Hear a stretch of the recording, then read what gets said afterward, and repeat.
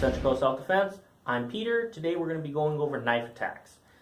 This is part 2 of how to use a large object as a barrier. So going back to what I said, number 1, you want to run. If that's not available, use a large object as a barrier. If that's not available, use a medium-sized object as a barrier. If that's not available, get a small object and use that to basically throw at the person or something like that. The idea is to get them to flinch just long enough that you can run past them, or create some distance so that you can run. Number 5, if none of that's available or if it doesn't work for you, then you need to attempt some type of knife disarm that is probably going to get you stabbed or cut, but hopefully not fatally. So this is a detailed breakdown of step number 2, using a large object as a barrier. This is not a very good depiction of what a large object would be like.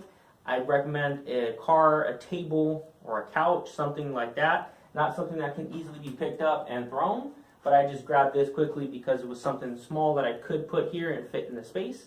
The most important time of any self-defense situation is what you were doing 2 or 3 seconds before the attack occurred. So if Bob were to be here, getting in my face, trying to talk and trying to argue with me, whether I seen a knife or not, it's probably a good idea to create some distance, position my back to my route of escape if I couldn't do that because the door is over there. Coming around a large object like this would be fine.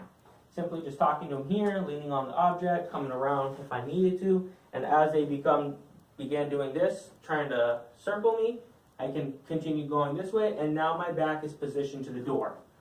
So at any time, if Bob were to pull that knife out, I continue circling it to prevent Bob from trying to stab me. I can then get my back to my route of escape and go away, hopefully. From right here, though, if Bob were to try to pull that knife out, at least I have this barrier. Bob can't get to me. If Bob tries to run around, I'm going to keep circling. We'll keep going back and forth. Generally, the longer the attack occurs, the less likely the person is going to be to actually harm you, whether it's going to be through a knife, a gunshot, or anything. And that's just shown in different studies, that if the attack occurs for a long period of time, they are much less likely to actually pull the trigger or to stab you or something like that. So if you're running back and forth and they keep chasing you and they can't catch you, it's going to be a much less likely chance that they're going to continue with it. More than likely, they're going to want to just give up and leave.